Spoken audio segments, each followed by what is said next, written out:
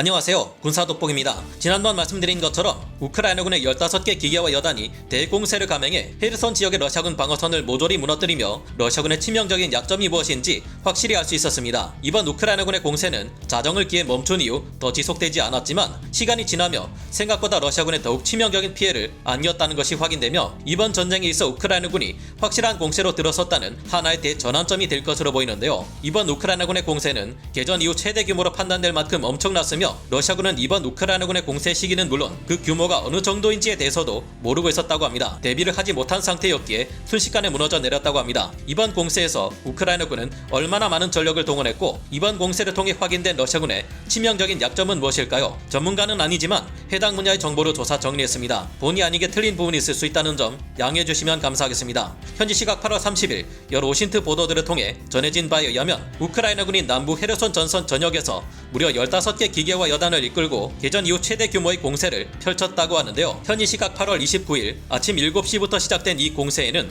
우크라이나군의 기갑 부대들은 물론 하이마스와 MLRS 등 서방의 지원으로 아주 정밀하고 강력해진 포병 전력, 항공 폭격을 쏟아부는 공군 전술기들, 미사일 전력 할 것 없이 동원될 수 있는 모든 것들이 가세했습니다. 최근 오신트 정보들을 통해 밝혀진 바에 따르면 공세가 시작되기 전 러시아군의 잔존 병력들은 방어태세를 갖추기는커녕 여전히 공세에 유리한 방식으로 부대를 배치하고 헤르손 곳곳에서 우크라이나군을 공격하고 있었다고 합니다. 그런데 수세적인 방어에 집중할 것으로만 생각했던 우크라이나군이 오히려 대규모 병력을 집결시키더니 세계 방면에서 공세를 감행할 줄은 꿈에도 모르고 있었기에 그만큼 피해가 더 컸다고 합니다. 우크라이나군은 미콜라이오에서 헤르손 축선에 있는 M14 고속도로를 중심으로 제14 기계와 여단과 제28 기계와 여단을 투입해 맹공을 시작했다고 하는데요. 러시아군의 주요 농성 거점이 날아가고 1차 방어선이 돌파되는 데 걸린 시간은 반나절에 불과했습니다. 이후 우크라이나군은 헤르손의 전 전선에 걸쳐 최소 15개 이상의 여단 병력으로 동시에 공세를 가했고 수많은 지역의 러시아군에게 치명적인 피해를 안겼는데요. 헤르손, 스러핀스크, 카자칠 레거리,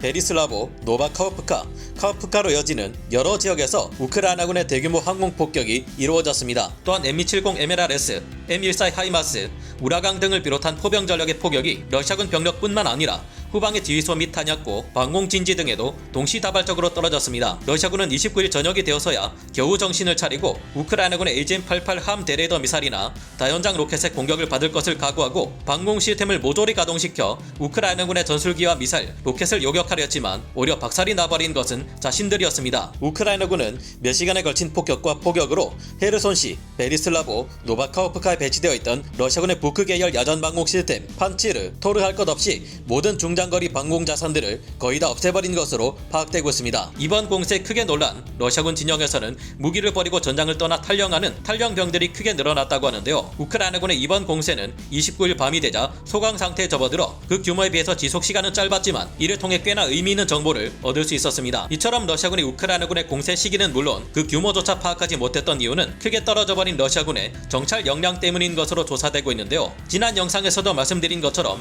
본래 러시아군은 각 여단마다 8개에서 10개 드론을 배치하는 것이 정상입니다. 하지만 전쟁이 오랫동안 지속되면서 너무 많은 러시아군의 드론들이 격추되어 지금은 이 같은 UAV 드론들을 찾아보기 힘든 상황이 되어버렸습니다. 아직 많지 않은 수의 오를란 10 드론이 남아있기는 하지만 이로서는 현재 도저히 제대로 된 정찰 활동을 벌일 수 없는 상황이라고 하는데요. 이 같은 현상은 지난 4월 마리우폴 전투에서부터 시작되었는데 전장에서 드론 정찰이 어려워지자 러시아군의 피해가 급격히 증가하기 시작했던 바 있습니다. 이가 없으면 잇몸으로 때운다고 드론이 없는 러시아군 부대들은 직접 정찰 부대를 파견해 정보를 얻으려 하고 있지만 우크라이나 군들은 오히려 이들을 노리고 있어서 정찰을 나가는 족족 사라지기 일수라고 하는데요. 야간 전투에 있어서는 현재 우크라이나군이 러시아군에 비해 훨씬 유리합니다. 우크라이나군은 서방의 무기 지원을 통해 많은 야간 투시경을 사용하고 있는 반면 러시아군 정찰대들은 그렇지 못하기에 크게 불리한 상태라고 합니다. 마치 아프리카 초원에서 굶주린 사자들이 야간에 한치 앞을 보지 못하는 초식 동물들을 잡아먹듯이 야간 투시경으로 밤에도 전장을 훤히 볼 수 있는 우크라이나군은 어렵지 않게 러시아군 전차병들을 사냥하는 것이 가능하다고 하는데요. 현재 이런 정황들을 통해 러시아군은 우크라이나군의 기습작전에 대응하기 무척 어려운 상태라는 것이 드러난 것입니다. 그래도 그렇지 15개 기계와 여단이 몰려오는데 어찌 이를 파악하지 못했을까 하는 의문이 남는데요. 그러나 러시아군이 우크라이나군의 공격을 눈치채고 있었다 할지라도 과연 제대로 된 대응이 가능했을지는 의문입니다. 우크라이나군은 약 한 달 전부터 드네프르강 이북 헤르손 지역에 러시아군 부대들이 몰려오도록 유도한 다음 M14 하이마스에 GMLRS 장거리 로켓 등을 동원해 후방의 보급시설과 탄약고 등을 모조리 파괴해버렸기 때문인데요. 급기야 우크라이나군은 드네프르강 이북 지역에서 이남 지역으로 넘어가는 유일한 2개의 번째의 교량인 안토노프스키 대교와 노바카우프카 지역에 카우프카 댐이 있는 교량마저 파괴해버렸습니다. 이로 인해 한 달이 넘는 기간 동안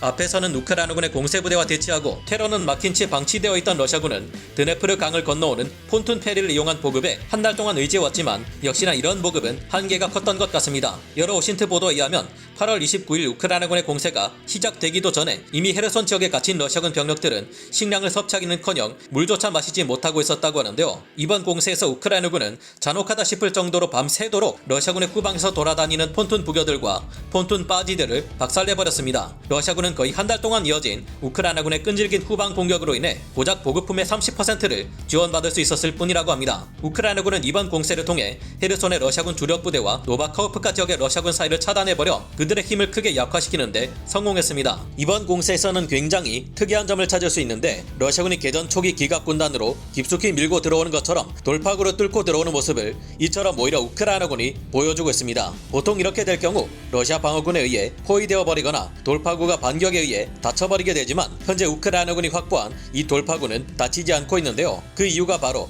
헤르손 지역의 러시아군과 노바카우프카 지역의 러시아군이 양분되어 버려 예비대가 투입될 수 없는 상황이기 때문인 것으로 파악되고 있습니다. 다만 그 과정에서 우크라이나군 또한 5대의 전차를 잃는 등 피해가 없었던 것은 아니라고 하는데요. 페트리오카 지역에서 공세작전을 벌인 제128 산악여단이 피해를 입었다고 합니다. 러시아군 입장에서는 설상가상으로 크림반도에 가해지는 우크라이나군의 공격 범위도 점점 더 넓어지고 있습니다. 헤르손보다 더 남쪽에 있는 크림반도 각지에서는 우크라이나군의 미사일과 드론은 물론 특수부대 파괴 공작에 의한 폭발이 연일 발생하고 있는데요. 현지 시각 8월 28일 밤에서부터 29일 새벽 사이 세바스토폴 해군 기지에서도 남쪽으로 12km 정도 떨어진 피올렌트 곳 일대 해군 시설에서까지 폭발이 발생했다고 합니다. 아직 러시아인들이 살고 있는 크림반도 현지의 뉴스 보도들과 러시아의 국영방송 타스 통신 등에서도 이를 보도했는데 이번에 공격받은 장소에는 흑해 함대와 세바스토폴을 지키는 S-300과 S-400 방공 시스템이 배치되어 있는 곳이었다고 합니다. 이번 공격으로 인한 유폭 및 화재는 몇 시간 이상 지속되었고 이를 빨리 진화하기 위해